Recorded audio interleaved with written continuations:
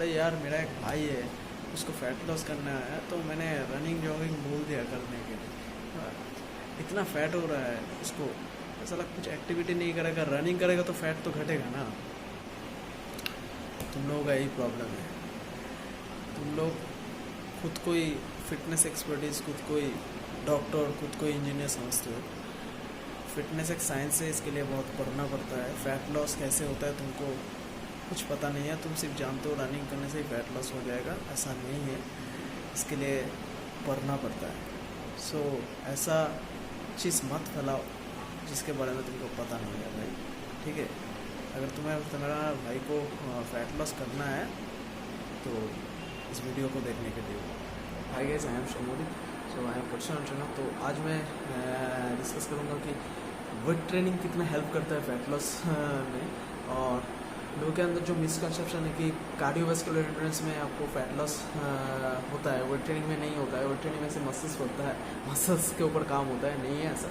मैं इस वीडियो में बेसिक जो पॉइंट है उसको मैं कवर करूँगा और उसके साथ साथ मैं बोल दूंगा कि वेट ट्रेनिंग क्यों ज़रूरी है फैट लॉस के लिए। जो लोगों का कहना है कि रनिंग करो, जॉगिंग करो, स्किपिंग करो या बर्पी करो, स्प्रिंटिंग करो, उसमें फैट लॉस होगा। फैट लॉस का मेन रीज़न होता है न्यूट्रिशन, ठीक है। अगर आपको फैट लॉस करना है तो न्यूट्रिशन के ऊपर फोकस करना ही पड़ेगा। सो न्यूट्रिशन एंड देन एक्सरसाइज।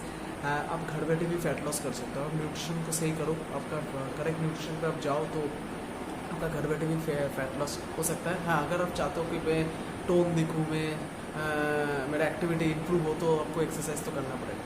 मैं कार्डियोवास्कुलर एक्सरसाइज के खिलाफ नहीं हूँ, मैं खुद कार्डियो करता हूँ, मुझे पता है क्यों करना चाहिए कार्डियो एक्सरसाइज क्यों इम्पोर्टेंट है बॉडी के लिए, कितना इम्पोर्टेंट है।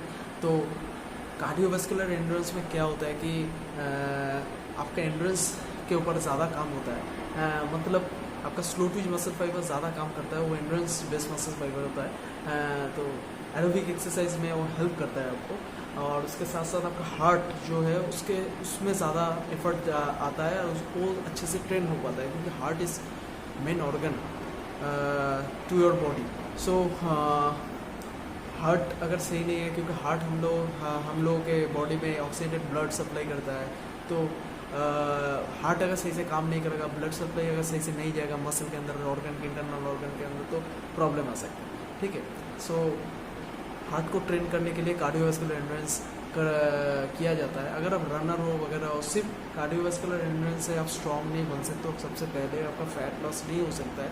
मैं बहुत ऐसे लोग दिखा भी सकता हूँ, क्योंकि 10 साल से रनिंग कर रहा है, वॉकिंग कर रहा है, मॉर्निंग वॉक कर रहा है, बहुत अच्छा दौड़ता है, उसका पेट जैसा है ऐसा है, क्योंकि वो न्यूट्रिशन सही नहीं है उसका। और उसके साथ साथ रनिंग आपका एंड्योरेंस लेवल में हेल्प करता है। फिर से बोल रहा हूँ, रनिंग जॉगिंग जो एरोबिक एक्टिविटी होता है वो आपको एंड्योरेंस लेवल में हेल्प करता है, आपका हार्ट को स्ट्रॉन्ग करने में हेल्प करता है, बट फैट लॉस में हेल्प नहीं करता है। फैट लॉस में आपको एक चीज़ सही देना पड़ेगा। और वेट अभी फैट लॉस का एक और मैं चीज़ बोलना भूल गया कि फैट लॉस का मतलब लोग सोचते हैं कि बहुत सारे ऐसे लोग ट्रांसफॉर्म किया है खुद को। देखिए, आप सिर्फ वॉकिंग करके आप देखेगा कि उसका पहले जैसा पेट था, उसका बॉडी था, अभी थिन हो गया है। Weight loss, this is wrong term, fat loss is a correct term, because fat loss का मतलब है मसल को। अगर आप एक्सरसाइज के थ्रू फैट लॉस करना चाहते हो, आपका nutrition and muscle gain and then fat loss, ये तीनों चीज़ इंपॉर्टेंट। फैट लॉस के साथ मसल गेन भी करना चाहिए, उसके साथ न्यूट्रिशन सही होना चाहिए। वेट लॉस का मतलब होता है मसल एंट्रोपी में जाना, एंट्रोपी मतलब मसल लॉस, उसके साथ साथ जो फैट है वो भी ड्रॉप हो जाता है। तो और गलत न्यूट्रिशन, क्योंकि मसल लॉस तभी होता है जब गलत न्यूट्रिशन सही नहीं है। फैट तो लॉस हो गया, मैं तो ये हो गया, मैं तो लीन हो गया, लीन नहीं हुआ है बाबा, तुम अंदर से खोखला हो चुके हो, क्योंकि मसल बहुत इंपॉर्टेंट है बॉडी के लिए, ठीक है। स्केलेटल मसल को अगर स्केलेटल मसल आपका एंट्रोपी में जा रहा है तो फ्यूचर में आपका फैट गया काम से कोई प्रॉब्लम नहीं है। आप फ्यूचर में भी आ भी सकता है फैट, आप गलत सलत खाओगे तो आएगा, कोई प्रॉब्लम नहीं है उसमें। तो फ्यूचर में भी तो दिक्कत आएगा और मसल, क्योंकि आप मसल को टाटा बाई बाई कर चुके हो, तो मसल को लॉस करके फैट लॉस ये जो वे है सबसे घटिया वे है। मसल को लॉस नहीं करना है, मसल को सही रखना है, प्रिवेंट करना, मसल को सही अच्छे से स्ट्रॉन्ग बनाना है, सही से वो लॉस ना हो, उसके हिसाब से न्यूट्रिशन मतलब वो मसल लॉस वाला न्यूट्रिशन फॉलो नहीं करना है। मसल कैसे हाइपरट्रोफी में या मसल सही रहे, अगर आप एक्सरसाइज भी नहीं करते हो, घर पे बैठा तो प्रोटीन, सही अमाउंट ऑफ प्रोटीन लीजिए, तो प्रोटीन से आपका फैट नहीं होता है, 10 अंडे से फैट नहीं होता है, ठीक है। ये बहुत बड़ा फालतू जो लोग भुजा चढ़ाता है ना, स्प्रेड करता है, प्रोटीन आपका मसल का रिकवरी करता है, मसल लॉस से बचाता है। तो वो वे जो वेट लॉस वे है, वेट भी लॉस हुआ, मसल भी लॉस हुआ। मसल लॉस होता है गलत न्यूट्रिशन की वजह से, सही न्यूट्रिएंट नहीं जाने के कारण मसल भी लॉस होता है, तो उस वे को फॉलो नहीं करना है। फैट लॉस भी करना है, मसल को भी, अगर आप एक्सरसाइज करते हो तो मसल को भी गेन करो, उसके साथ साथ करेक्ट न्यूट्रिशन जब सही रहेगा तो मसल भी गेन रहेगा, फैट भी जो यूज कैलोरीज है जो आपका बॉडी स्टोर कर चुका था एडिपोज टिश्यू में, वो घट के आपका लुक लाइक ट्रांसफॉर्म जो बॉडी है, एक लीन बॉडी मसल मस के लीन मसल मस थ्रू आपको दिखेगा। सो वेट ट्रेनिंग अभी आता है, वेट ट्रेनिंग में फैट लॉस का कितना बड़ा योगदान है, बिकॉज वेट ट्रेनिंग करने से आपका पहले एक थोड़ा सा और बात क्लियर कर दूँ कि फैट लॉस अगर आप कार्डियोवैस्कुलर एक्टिविटी कर रहे हो तो ड्यूरिंग द एक्सरसाइज आपका जो कैलोरीज है जो वो बर्न होता है, ठीक है, वो बर्न होता है, but after workout post workout cardiovascular activity इतना बर्न नहीं होता है। हाँ, अगर आप बोलते हो मैं रनिंग करता हूँ, मेरे तो पसीना निकलता है, मेरा फैट ड्रॉप हो जाएगा, क्योंकि बॉडी के अंदर हीट प्रोड्यूस होता है, स्वेट ग्लैंड के थ्रू हीट रिड्यूस होता है, जिस पर कूलिंग प्रोसेस, बॉडी के अंदर जो हीट प्रोड्यूस होता है बॉडी बाहर निकलता है स्वेट ग्लैंड के थ्रू, बस वो जस्ट हीट निकलता है। उसमें आपका फैट लॉस नहीं होता है। अगर फैट लॉस सच में होता तो जब आप मटन खाते हो, चिकन खाते हो, वहाँ जितना सेल्सियस में डिग्रीज में आपको हीट पकाते हो ना, वो फैट तभी मुंह में जाकर लगता है। उस हीट में अगर फैट नहीं मतलब गल नहीं जाता है तो आपके बॉडी के अंदर कुछ डिग्री तक टेम्परेचर हाई होगा तो आपका फैट कैसे गलेगा?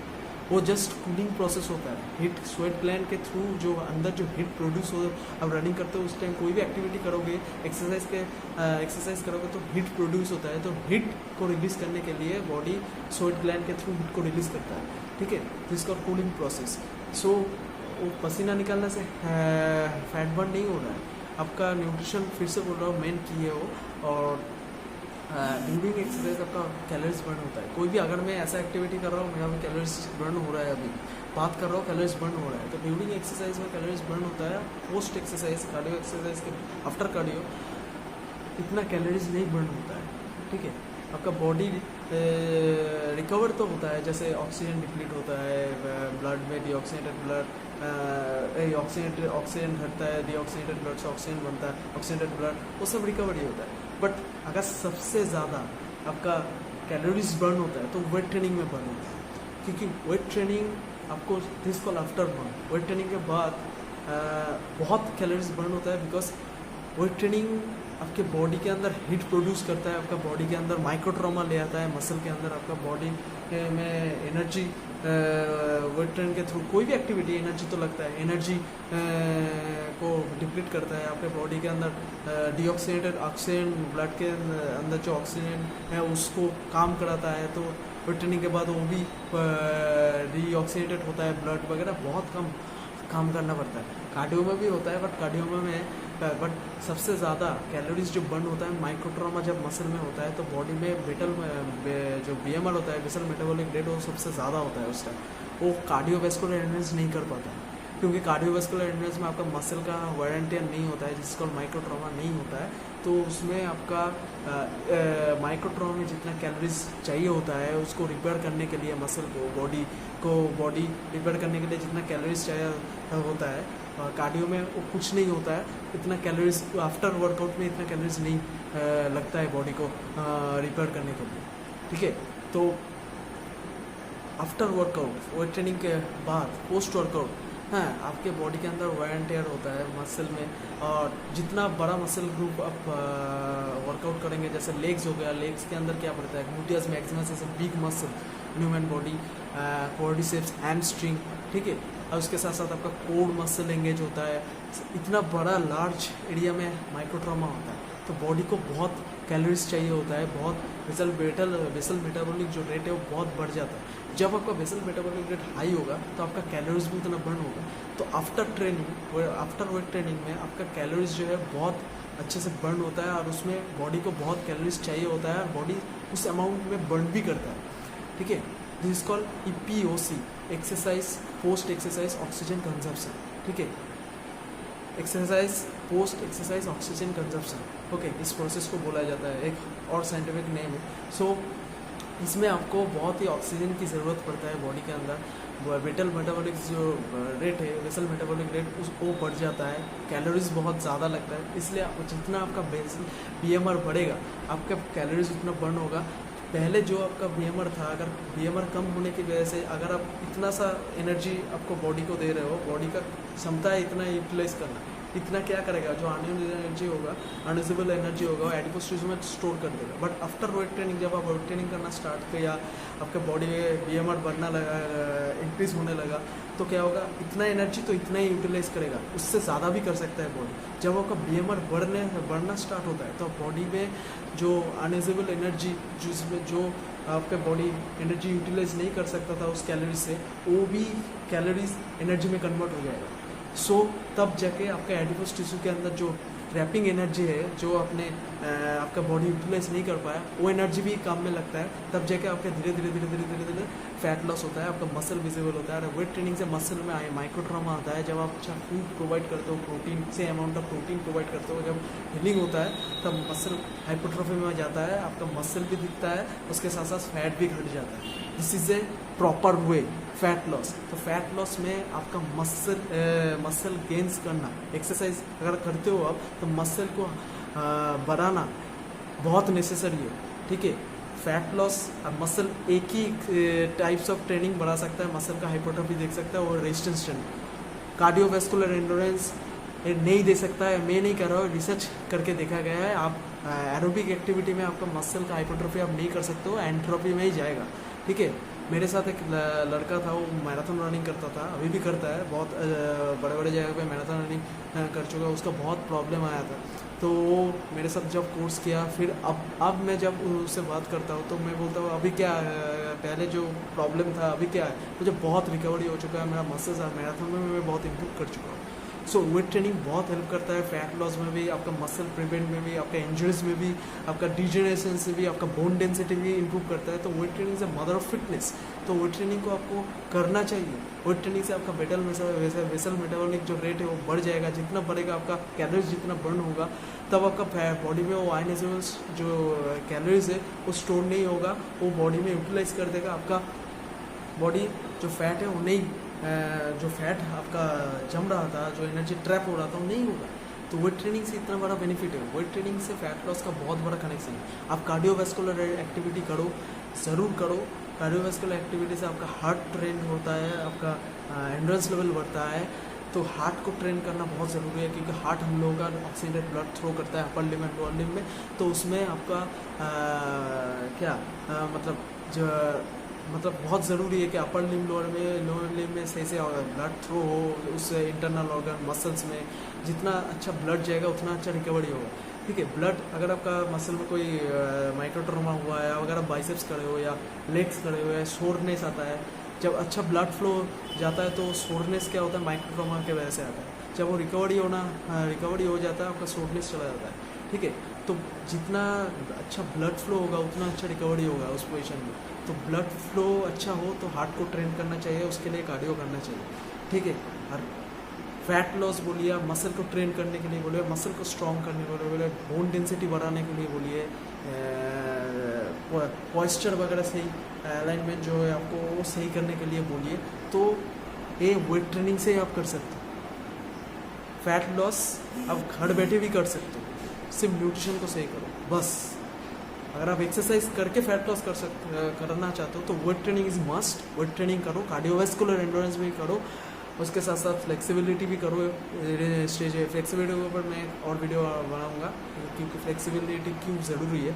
ये तीनों चीज़, एंड्योरेंस, स्ट्रेंथ, फ्लेक्सिबिलिटी, फिटनेस के ऊपर तीनों चीज़ सही से होना चाहिए। आप कोई भी एथलीट्स हो या एथलीट्स नहीं हो, सिर्फ फिट रहने के लिए जिम में जाते हो, ये तीनों चीज़ फॉलो करो। Running, jogging important, weight training important, flexibility भी इंपॉर्टेंट, ओके। और मोबिलिटी ड्रिल्स ये भी करना चाहिए। इसके ऊपर भी मैं एक वीडियो धीरे धीरे करके पार्ट बाय पार्ट ले आऊँगा। तो फैट लॉस में वेट ट्रेनिंग बहुत हेल्प करता है, ठीक है।